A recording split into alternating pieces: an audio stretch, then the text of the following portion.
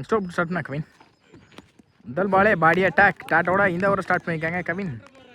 Next one. இந்த தடவை லைனை வெளியே இழுத்து போட்டாங்க. ஒய்டும் கிடச்சிருக்கு. ஒயிட். Second boundary.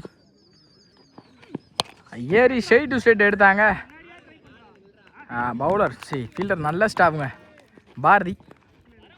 சிங்கிளும் கிடச்சிருக்கு. சிங்கிள். ஸ்ட்ரைக்கில் ஹிட்மேன் பாலா. ஐஎஸ்பிஎல் பாலா. பாலா சந்திக்கிற முதல் பந்து.